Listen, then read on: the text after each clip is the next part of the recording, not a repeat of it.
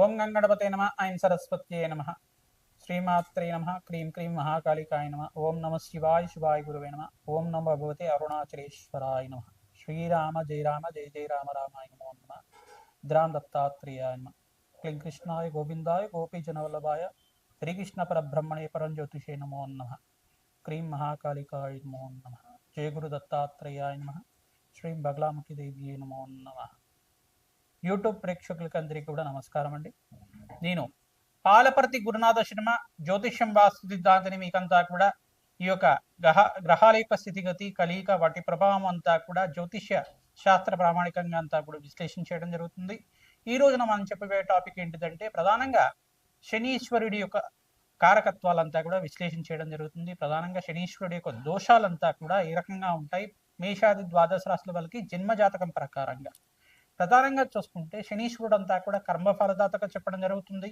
శనీశ్వరుడు అంతా కూడా ఏల్నాటి శని ప్రభావాన్ని ఇవ్వడం అనేది జరుగుతూ ఉంటుంది. ప్రధానంగా చూసుకుంటే ప్రతి ఒక్క జాతకుడికి అంతా కూడా జాతకరీత్యా కానీ గోచారరీత్యా శని సంచారం మేరకి ఏలినాటి శని ప్రభావం అనేది ఉంటుంది.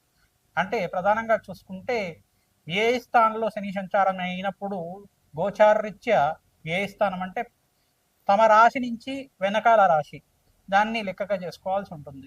మీ రాశి నుంచి ఉన్న వెనకాల రాశిని అంతా కూడా వ్యయస్థానం అంటారు. జన్మస్థానం అంటా మళ్ళీ మీ రాశి ఉన్న స్థానంలో జన్మస్థానం అని చెప్పేసి అంటారు. మరి ధనస్థానం అని చెప్పేసి అంటే కుటుంబ స్థానము, ధనస్థానం అని చెప్పేసి అంటే కనుక మీ రాశి కన్నా ముందు స్థానం అంతా కూడా ద్వితీయ స్థానము, ధనస్థానం అని చెప్పేసి అంటారు. ఈ మూడు స్థానాల్లో కనుక గోచారరీత్యా శనీశ్వర సంచారం అంతా కూడా జరిగినప్పుడు మీకంతా కూడా ఏలినాటి శని ప్రభావం అనేది జరగడం జరుగుతుంది. తద్వారా మీకంతా కూడా గోచారిత్య ఫలితాలంతా కూడా చెప్పడం జరుగుతుంది. ప్రధానంగా ఈ ఫలితాలంతా కూడా చూసుకుంటే జన్మజాతకం ప్రకారంగా ఉంటాయి కావున మీరు విశ్లేషణ చేసుకొని జాతకరీత్యా ఈ యొక్క జ్యోతిష్ సిద్ధాంతాలతో మీరంతా కూడా పరిహారం అంతా కూడా ఆచరించడం వల్ల శుభ ఫలితాలు పొందడానికి ఆస్కారం ఉంది. ప్రధానంగా గోచారరీత్యా శనీశ్వర సంచారం మేరకి ఇంతకుముందు చెప్పిన విధానంగా అంతా కూడా మీకు గ్రహాల యొక్క గోచారరీత్యా శనీశ్వరుడి యొక్క గోచార సంచారం మేరకు మాత్రమే ఏలినాటి శని ప్రభావం అనేది 7.5 సంవత్సరం వరకు ఉంటుందన్నమాట. ప్రతి ఒక్క జాతకుడికి అంతా కూడా 2 సార్లు కానీ కొన్ని మంది జాతకులకి కనుక ఈ యొక్క వాళ్ళ ఆయుష్ ప్రమాణం బట్టి 3 సార్లు కూడా రావడం జరుగుతుంది. ప్రధానంగా చూసుకుంటే జాతకమే ప్రధానమైన జాతకంగా ఉంటుంది. జన్మ జాతకం పుట్టిన సమయాన్ని బట్టి, పుట్టిన లగ్నాన్ని బట్టి జాతకం అనేది ఆధారపడి ఉంటుంది. గోచారరీత్యా అంతా కూడా శనీశ్వర సంచారం అంతా కూడా చూసుకుంటే ప్రస్తుతానికంతా కూడా ఈ యొక్క మీనరాశిలో శనీశ్వర సంచారం అంతా కూడా జరుగుతుంది. ప్రధానంగా ఏలినాటి శని ప్రభావం అంతా కూడా చూసుకుంటే ఈ యొక్క మేషాది ద్వాదశ రాశుల వాళ్ళకి ప్రధానంగా మేషరాశి జాతకులకి ఏలినాటి శని ప్రభావం అనేది ఉన్నది. అంటే ప్రథమ దశలో ఉగాది నుంచి ప్రారంభమైంది. ఈ యొక్క ప్రథమ దశలో ఇప్పుడే ప్రారంభమైంది కాబట్టి వాళ్ళకి ఏలినాటి శని ప్రభావం 7.5 సంవత్సరాల వరకు ఉంటుంది. మళ్ళీ ఇక్కడ చూసుకుంటే శనీశ్వరుడు అంతా కూడా మీనరాశి వాళ్ళకంతా కూడా 2వ స్థానంలో ప్రధానంగా చూసుకుంటే వాళ్ళకి మేషరాశిలో అంటే మేషరాశి నుంచి వాళ్ళకంతా కూడా చూసుకుంటే వ్యయస్థానం అవుతుంది. శనీశ్వరుడు అంతా కూడా మీనరాశి. ఈ యొక్క ప్రథమ దశలో అంతా కూడా మేషరాశి వాళ్ళు ఉంటారు. మీనరాశి వాళ్ళు చూసుకుంటే జన్మస్థ శని దోషం అని చెప్పేసి అంటారు. దీన్నంతా కూడా 2వ దశలో మీనరాశి వాళ్ళు ఉంటారు. తద్వారా మీకంతా కూడా చూసుకుంటే ఏలినాటి శని ప్రభావం అంతా కూడా కొంచెం ప్రబలంగా ఉండడానికి ఆస్కారం ఉంటుంది. ఎటువంటి భయాలు అంతా కూడా పెట్టుకోవాల్సిన అవసరం లేదు. శనీశ్వరుడు అంతా కూడా ప్రశాంతమైన చిత్తంతో భగవంతుడు ఆరాధన చేసిన వాళ్ళకి, శ్రీరాముడి ఆరాధన చేసిన వారికి ప్రధానంగా శ్రీరామచంద్రస్వామి యొక్క నామస్మరణం మాత్రం చేతిని శ్రీరామ జయ జయ రామ రామ అనే నామాన్ని అంతా కూడా స్మరించడం మాత్రం చేతిని సకల గ్రహ దోషాలు నివారణ అవుతాయి, పటాపంచలు అవుతాయి. ప్రధానంగా కోటి యజ్ఞాల ఫలితాలు ప్రధానంగా అగ్నిష్టోమ, వాజపన, శాంతపన, బ్రహ్మయజ్ఞాతి, శతశస్త్రాశ్వమేధ యాగాదులు కోటి యజ్ఞాల ఫలితం అంతా కూడా భగవంతుడి నామస్మరణ మాత్రం చేతనే వస్తూ ఉంటాయి. మీరు ప్రధానంగా చూసుకుంటే మనోవాంఛలంతా కూడా తీరాలి. ప్రధానంగా ధార్మికమైన జీవితం జీవిస్తూ ప్రతినిత్యం కూడా భగవంతుడు ఆరాధన చేస్తే శనీశ్వర దోషం అంతా కూడా ఎటువంటి ప్రభావం లేకుండా ఉంటుంది. ధార్మికమైన జీవితం జీవించాలి. ధర్మపదంగా జీవితాన్ని జీవించడానికి ప్రయత్నం చేయాలి. ప్రతి విషయంలో కూడా ధర్మపదంగా జీవితాన్ని నడవడిక అనేది ఉంటే కనుక అమ్మవారి అనుగ్రహం వల్ల మీకు అంతా కూడా మంచి జరగడానికి ఆస్కారం ఉంటుంది. సకల గ్రహదోష నివారణకంతా కూడా మీకు పరిష్కారం చెప్పడం జరుగుతుంది. ప్రధానంగా ఈ యొక్క మీనరాశి వాళ్ళకి 2వ దశలో ఉంటుంది. కుంభరాశి వాళ్ళకంతా కూడా 3వ దశలో ఏలినాటి శని ప్రభావం అనేది ఉంటుంది. ఈ గ్రహ దోషాలంతా కూడా నివారణ అవ్వాలి అంటే కనుక ప్రధానంగా కాలభైరవ స్వామి ఆరాధన విశేషంగా చేసుకుంటూ ఉండాలి. ప్రతినిత్యం కూడా ప్రతి మాసంలో మీరు పౌర్ణమి లేదు అమావాస్య వేళల్లో కానీ, మరి అష్టమి నవి తిథుల్లో కానీ, ప్రధానంగా శనివారం వేళల్లో కానీ రావి చెట్టు వేప చెట్టు ఉన్న ప్రాంతం దగ్గర ఈ యొక్క నువ్వుల నూనెతో దీపారాధన చేసి అక్కడ పిప్పలాద ఋషి ప్రోక్త శని స్తోత్రం అనే స్తోత్రం ఉంటుంది. ఆ స్తోత్రాన్ని అంతా కూడా ప్రతినిత్యం కూడా పఠనం చేసుకోవడం, పిప్పలాద ఋషి యొక్క నామస్మరణ మాత్రం చేతిని ఏలినాటి శని ప్రభావం అంతా కూడా నివారణ అవుతుందని చెప్పేసి వరమిచ్చారన్నమాట. ఈ యొక్క తద్వారా పిప్పలాద ఋషి యొక్క చరిత్రనంతా కూడా పారాయణం చేసుకోవడం, వెంకటేశ్వర స్వామి వారి ఆరాధనతో మీరు పిండి దీపారాధన అంతా కూడా ఆచారం మేరకు మీకు అదంతా కూడా ఇంట్లో పిండి దీపారాధనంతో చేసి వెంకటేశ్వర స్వామి వారి యొక్క నామస్మరణ చేసుకోవడం, గోవింద నామాలు కానీ అష్టోత్తర నామాలు కానీ తులసిమాల సమర్పించి అంతా కూడా తులసితోటి అష్టోత్తర నామాలు అంతా కూడా ఆచరించడం వల్ల ఏలినాటి శని ప్రభావం పోతుంది. తద్వారా మీకు అంతా కూడా ఆనందమైన జీవితం జీవించడానికి అష్టైశ్వర్య ప్రాప్తి కలగడానికి ఆస్కారం ఉంటుంది. కర్మఫలదాత శని అంతా కూడా ప్రధానంగా చూసుకుంటే శనిశ్చరాయ నమః, నిదానంగా నరిచేవారు అని చెప్పేసి, మందగమనుడు అని చెప్పేసి చెప్తారు. ఛాయా మార్తాండ సంబోధుడిగా చెప్పడం జరుగుతుంది. న్యాయ నిర్ణేతగా, న్యాయ ఫలదాతగా కర్మ ఫలితాన్ని అనుభవించే విధంగా చేయడం జరుగుతుంది. శనీశ్వరుడు అంతా కూడా ప్రధానంగా చూసుకుంటే ధర్మపదంగా జీవితం జీవించే వాళ్ళకి ఎటువంటి దోషాలంతా కూడా లేకుండా చేస్తారు. రాజునంతా కూడా వాళ్ళ ధార్మికమైన జీవితం అంతా కూడా ఏ రకంగా ఉంది, ధర్మపదంగా జీవిత విధానం ఉందా లేదా, వీళ్ళు జీవితంలో అంతా కూడా ఎటువంటి శ్రేయస్సు కోరుకుంటున్నారు, ప్రధానంగా మానవాళికంతా కూడా ఎటువంటి శ్రేయస్సు చేస్తున్నారు అనేది రాజు యొక్క జీవిత విధానాన్ని బట్టి ఉంటుంది. ఈ యొక్క రాజునంతా కూడా పరీక్ష పెడుతుంటారు. తద్వారా మీకంతా కూడా మానవాళికి శ్రేయస్సు ఏ రకంగా జరుగుతూ ఉంటుంది. శనీశ్వరుడు అంతా కూడా మానవాళి మీద కూడా తమ యొక్క శక్తిని అంతా కూడా వక్ర దృష్టిని కావచ్చు, ఏలినాటి శని ప్రభావం వల్ల కావచ్చు, కర్మ ఫలితాన్ని అనుభవించే విధంగా చేయడం మాత్రం చేస్తుంటారు. ఎప్పుడైతే కనుక భగవంతుడు ఆరాధన శనీశ్వర అభిషేకాలంతా కూడా ఆచరిస్తూ ఉంటాం, పరమేశ్వరుడు అభిషేకాలంతా కూడా ఆచరించడం వల్ల సకల గ్రహదోష నివారణ అవుతుంది.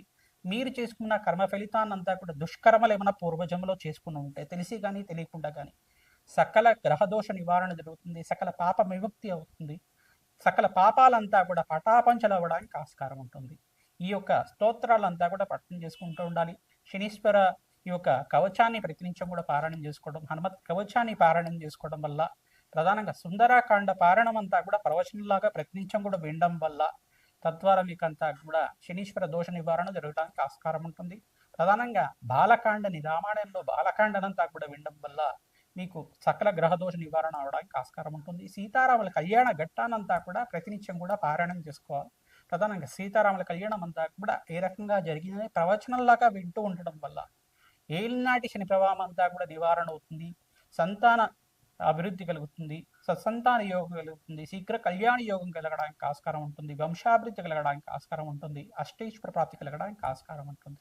ఇటువంటి పారాయణాలు చేసుకోవడం వల్ల అష్టైశ్వర ప్రాప్తి కలుగుతుంది. తిలహోమం అని చేస్తూ ఉంటారు ప్రధానంగా పురుష సూక్త విధానంగా, మూలమంత్ర సహితంగా ఈ యొక్క కాలభైరవ శాంతి హోమాది కార్యక్రమాలు కానీ, ప్రత్యంగరాదేవి హోమాది కార్యక్రమాలు కానీ, ప్రధానంగా మహాకాళి మూలమంత్ర సహితంగా కాలభైరవ శాంతి హోమాది కార్యక్రమాలు కానీ, దత్తాత్రేయ శాంతి హోమాది కార్యక్రమాలు కానీ ఆచరించడం వల్ల ఏలినాటి శని ప్రభావం అంతా కూడా నివారణ అవ్వడానికి ఆస్కారం ఉంటుంది. ప్రధానంగా హనుమతారాధనలో భాగంగా ప్రతినిత్యం కూడా సింధూరాభిషేకాది కార్యక్రమాలు, వడమాల సమర్పించడం, నాగవల్లి దళార్చన పూజ అంతా కూడా ఆచరించడం, అరటి పళ్ళంతా కూడా స్వామివారికి నివేదన చేసి, అరటి పళ్ళతో అష్టోత్తర నామాలు సహస్రనామాలతో చేసి ఆ అరటి పళ్ళంతా కూడా స్వామివారికి నివేదన చేసి ఆ అరటి పళ్ళతోటి హోమానంతా కూడా ఆచరించడం, మూలమంత్ర సహితంగా శ్రీరామ మూలమంత్ర సహితంగా హనుమత్ మూలమంత్రంతో సంపుటితం చేసుకొని హోమానంతా కూడా ఆచరించి ఆ అరటి పళ్ళంతా కూడా నివేదన చేసిన అరటి పళ్ళని కూడా భక్తులకి పంచడం వల్ల మీ జాతకరీత్యా ఉన్న సకల గ్రహదోష నివారణ అవుతుంది. మన్య సూక్త పారాయణం ఆచరించాలి. తద్వారా పవమాన సూక్త పారాయణం ఆచరించడం వల్ల సకల గ్రహదోష నివారణ అవుతుంది. తద్వారా అష్టైశ్వర ప్రాప్తి కలగడానికి ఆస్కారం ఉంటుంది. శ్రీరామ జయ రామ జయ జయ రామ రామ నామాన్ని ప్రతినిత్యం కూడా నామాన్ని స్మరణం చేయండి.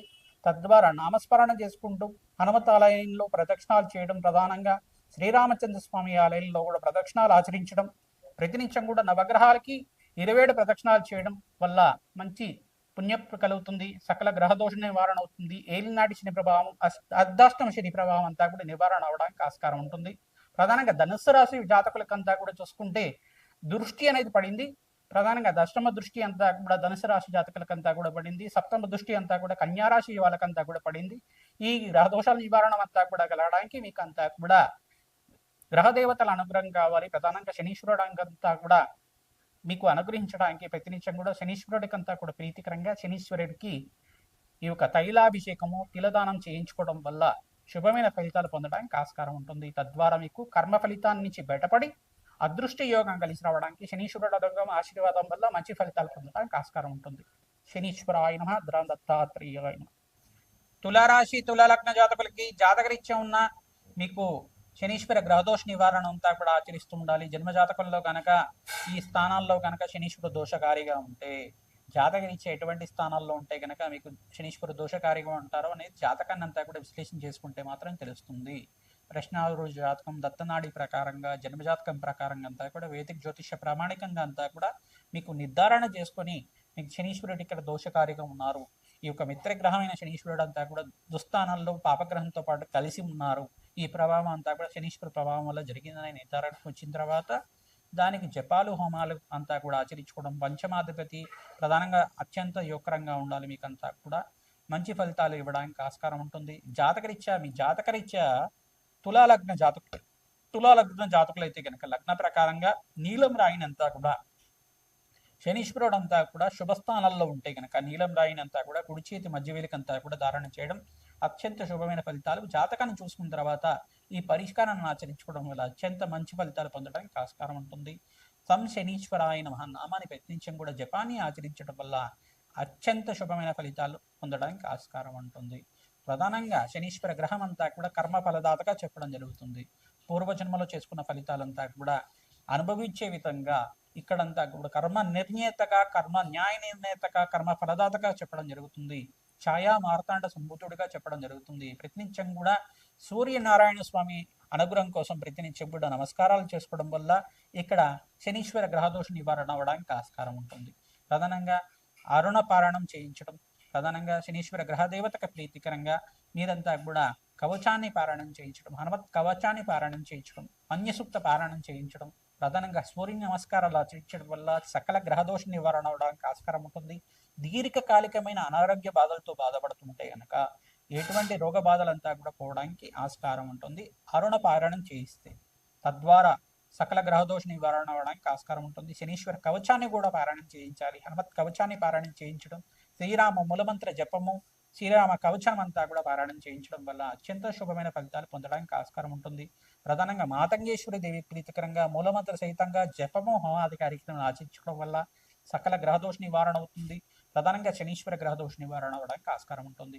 తైలాభిషేకం తరచుగా ఆచరించడం వల్ల అత్యంత శుభమైన ఫలితాలు పొందడానికి ఆస్కారం ఉంటుంది. గోమాత సేవ తరచుగా చేసుకుంటూ ఉండాలి. తద్వారా గోమాత సకల దేవత స్వరూపంగా ఉంటుంది. కావున ఎవరైతే ప్రతినిత్యం కూడా గోమాత సేవ చేసి 27 ప్రదక్షిణాలు కానీ, 24 ప్రదక్షిణాలు కానీ, 48 ప్రదక్షిణాలు కానీ, 108 ప్రదక్షిణాలు కానీ ప్రతినిత్యం కూడా ఆచరించిన వాళ్ళకి, గోమాత సేవ చేసిన వాళ్ళకి అత్యంత శుభమైన ఫలితాలు పొందడానికి ఆస్కారం ఉంటుంది. దత్తాత్రేయ ఆరాధన శ్రేయస్కరంగా ఉంటుంది.